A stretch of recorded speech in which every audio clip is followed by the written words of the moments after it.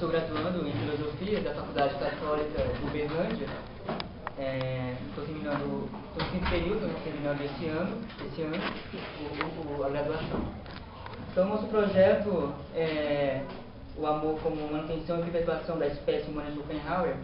É mais ou menos a tentativa de fazer uma relação, já dentro da monografia, sobre a música, amor, angústia em Schopenhauer. Então, essa parte separada, né, uma parte que possivelmente nós utilizaremos dentro da monografia, dentro dessa relação. É isso que eu iria apresentar para vocês. O seguinte trabalho ele tem por objetivo demonstrar a visão de Schopenhauer acerca do amor e de como ele o relaciona com a vida e com a morte, com a vontade e a representação. E assim traçar uma linha de reflexão, dando uma maior ênfase no que diz respeito ao amor dos indivíduos.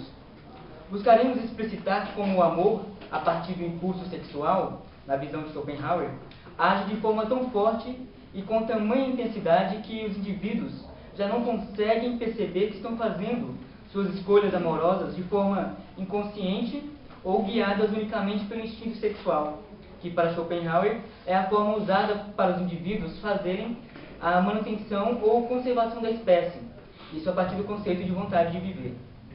As nossas reflexões tiveram como referencial teórico as obras A Metafísica do Amor e Metafísica da Morte, o livro 4 de Um Mundo como Vontade de Representação, ambos escritos de Schopenhauer.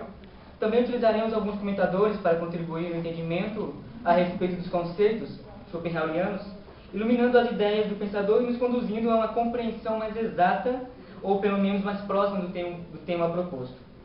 Buscar-se-á dessa forma elucidar de forma mais clara e objetiva possível como se dá a ideia do instinto sexual em Schopenhauer, a definindo, caracterizando e mostrando a influência dessa ideia no pensamento de outro grande pensador, Sigmund Freud, que utiliza o termo impulso sexual em suas análises na área da psicanálise.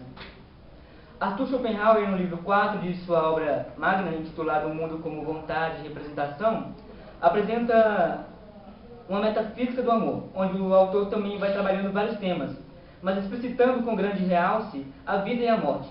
E dedica um capítulo especial para falar do amor, mas do amor puro, como o amor piedoso. Trataremos desse tema em nosso texto, pois ele é de suma importância para compreendermos a noção do autor e a noção de amor, e como esse conceito se insere na filosofia schopenhaueriana. Mas ainda não é nesse amor puro que citamos acima que nossa pesquisa se fixará, mas sim no amor em que o indivíduo se considera consciente das escolhas que faz acerca dos amantes, das amantes. Para Schopenhauer, a vida ela está intrinsecamente ligada ao querer viver, e quanto a isso, ele afirma que não devemos nos preocupar com a nossa existência, mesmo quando a morte se faz próxima e dela sentimos o sopro de sua presença. Para ele, nascer e morrer estão ligados ao fenômeno da vontade, se mostrando nos indivíduos que são meramente fenômeno, no tempo e no espaço. O nascimento e a morte, mesmo aparentando ser dois conceitos muito distintos entre si, para Schopenhauer pertence a uma mesma ideia, que é a ideia de vida, que, ao ver o pensador, é a variação perpétua da matéria como permanência invariável da forma. Nascimento e morte são, assim, dois polos que equilibram-se no fenômeno total, ou seja, nascimento e morte têm uma correlação em que se neutralizam e se compensam, mostrando dessa forma que nesses dois termos pode-se encontrar uma harmonia.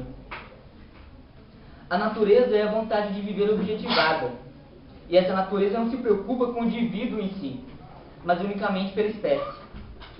A natureza abandona o indivíduo sem se preocupar com o que o mesmo pode passar, pelas dificuldades que lhe assolam.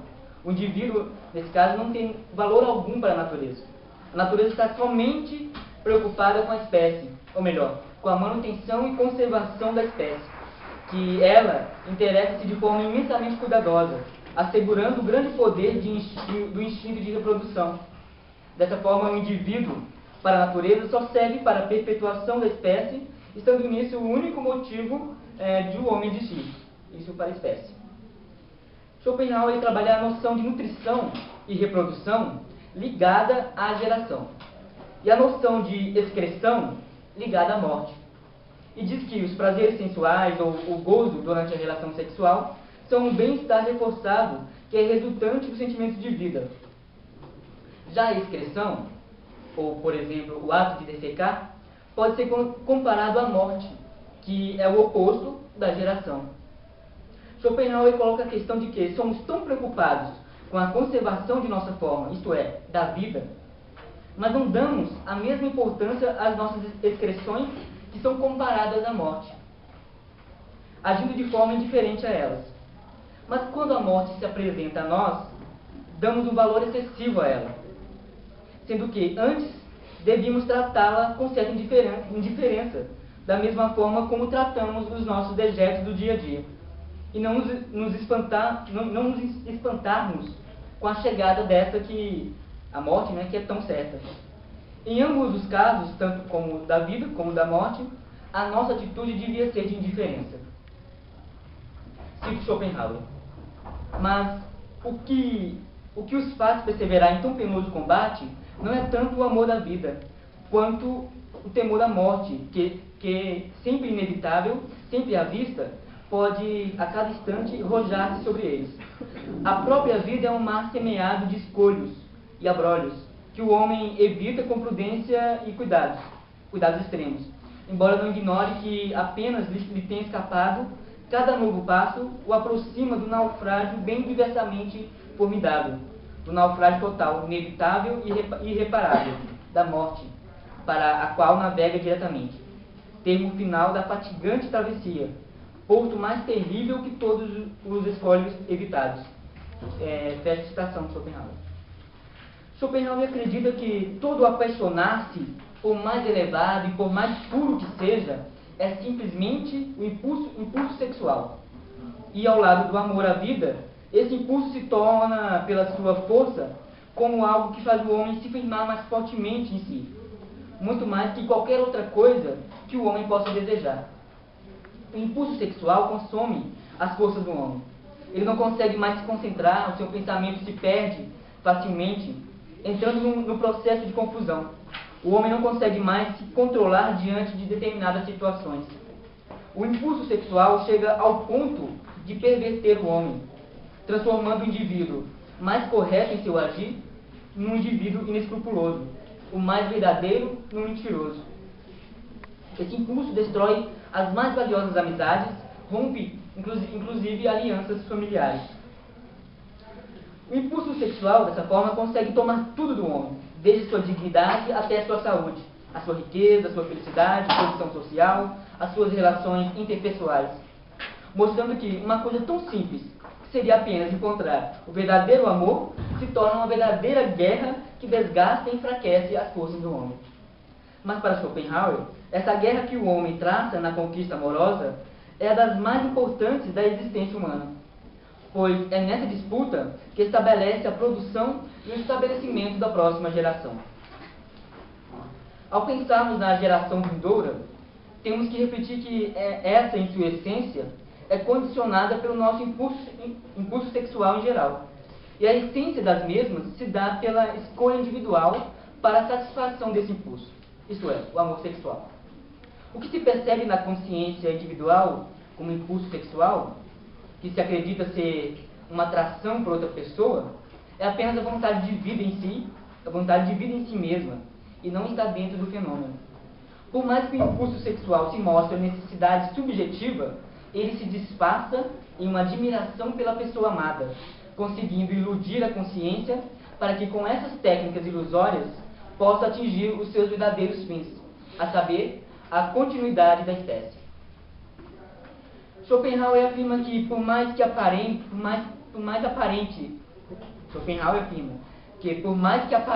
ser mais forte, maior e objetivo essa admiração, todo e qualquer apaixonar-se é unicamente uma forma de procriação de um indivíduo. E mesmo que nessa relação não haja um sentimento amoroso entre os sujeitos que se relacionam, o que realmente importa para a natureza é o gozo físico que gera uma nova vida. Mesmo para aqueles que não encontram mesmo para aqueles que não encontram na outra pessoa um sentimento amoroso de reciprocidade, para eles bastam o gozo físico.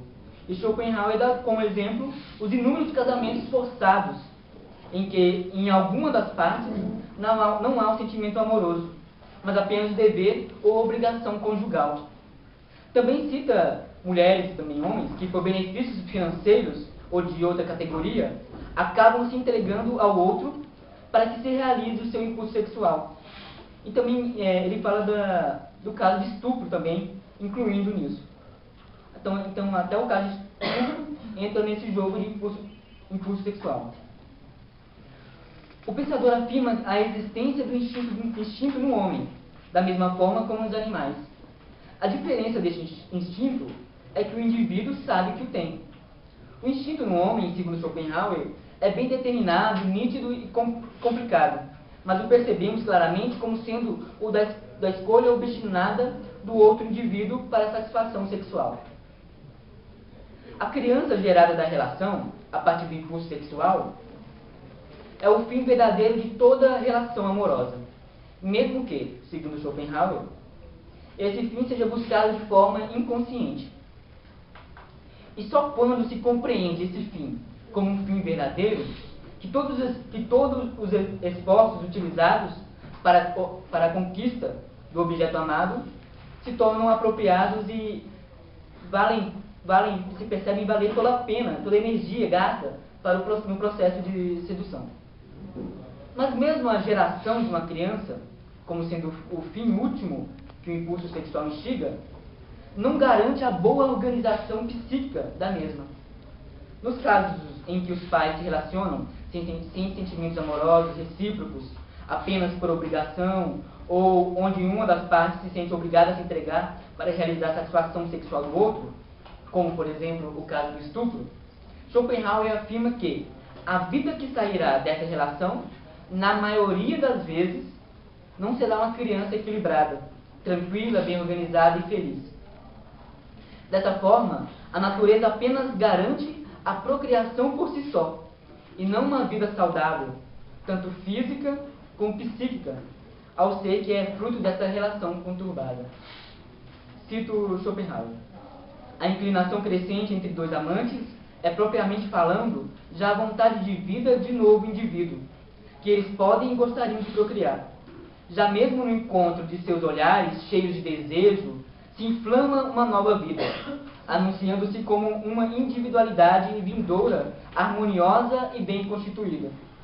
Sentem o desejo de uma união efetiva e de uma fusão num ser único, para assim continuarem a viver apenas nele, e tal desejo se satisfaz na criança procriada por eles, na qual as qualidades hereditárias de ambos continuam a viver fundidas e unidas num único ser.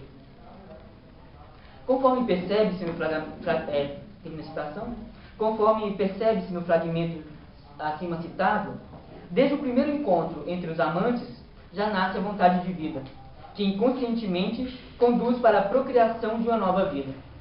E nesse desejo inconsciente de uma nova vida, nasce também o desejo de se perpetuarem, de ver as suas qualidades genéticas incorporadas em um outro ser, para dessa forma poderem ver nesse novo ser que se concebe a continuidade da própria vida. O argumento de Schopenhauer vem clarear e afirmar intensamente que o homem não se apaixona pelo objeto que vê, mas o homem enamora-se por aquilo que ainda não vê, mas que já está contido fortemente em seu inconsciente, se mostrando como necessidade íntima da essência humana.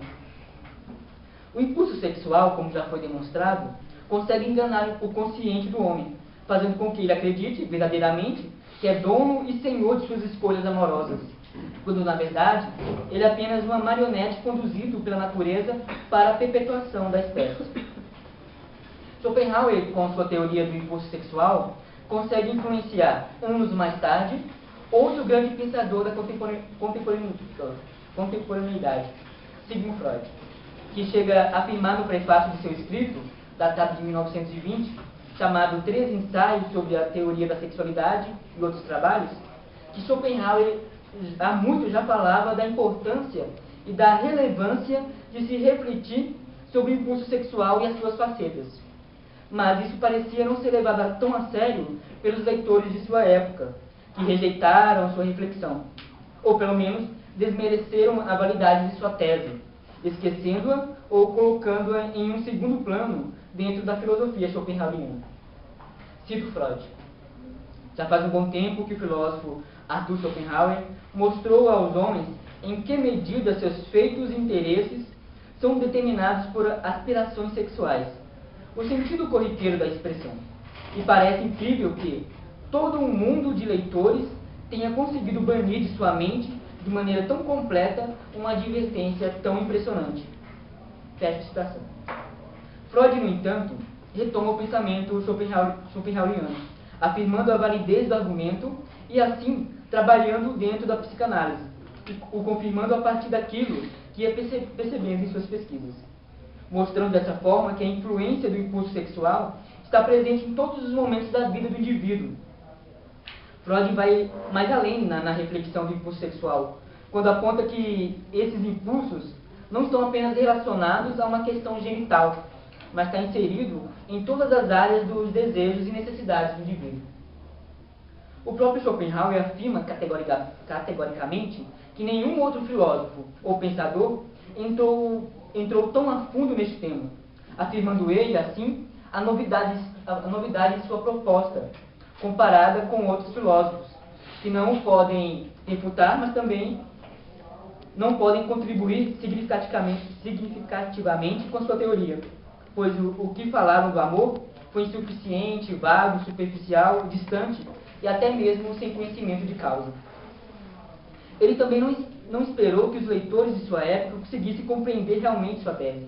Sabia que o que havia predito seria compreensível e valorizado apenas anos mais tarde.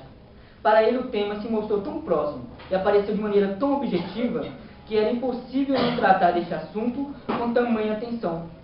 E ainda, Schopenhauer assumiu essa reflexão de maneira tão intensa que a refletiu a partir de sua própria concepção de mundo, talvez estando nisso o grande susto ou receio dos leitores com a sua tese, vista de forma extremamente pessimista. A esses leitores, principalmente aqueles que se sentem inteiramente apaixonados, ele acredita que poderão dar um mínimo de aprovação, mesmo que em momentos essa visão pareça ser extremamente material, sendo que é para ele simplesmente metafísica ou transcendental. Portanto, o amor, do ponto de vista de Arthur Schopenhauer, existe, mas não exatamente como nós acreditamos, ou pelo menos nos foi passado pela sociedade, pela família ou pela religião. O amor em Schopenhauer está no nível metafísico, como acreditam os poetas, que expressam de forma bela os poemas, sejam eles de forma dramática, romântica, cômica. O amor é sempre visto como algo intocável, de imenso valor para o ser humano. Schopenhauer não nega essa visão poética dada ao amor, mas ele acredita que ainda não está de acordo com aquilo que realmente o amor representa para o ser humano. Para ele, é necessário ir bem mais além daquilo que os poetas recitam sobre o amor, e mais além do que se é falado cotidianamente da relação entre homem e mulher. O amor schopenhaueriano é o amor guiado pela natureza, pelo instinto sexual, pelo impulso sexual, que impele os indivíduos a se buscarem, mas nessa buscam não saciar não só os seus desejos sexuais, mas o desejo do impulso de vida, o desejo de manutenção da espécie, imposto pela natureza e recebido pelos indivíduos de forma ilusória, fazendo com que eles acreditem que estão fazendo suas escolhas amorosas, quando na verdade estão sendo marionetes utilizadas pela natureza para o fim último do impulso sexual, a saber, a manutenção e perpetuação da espécie humana. Assim eu termino meu trabalho. Obrigado.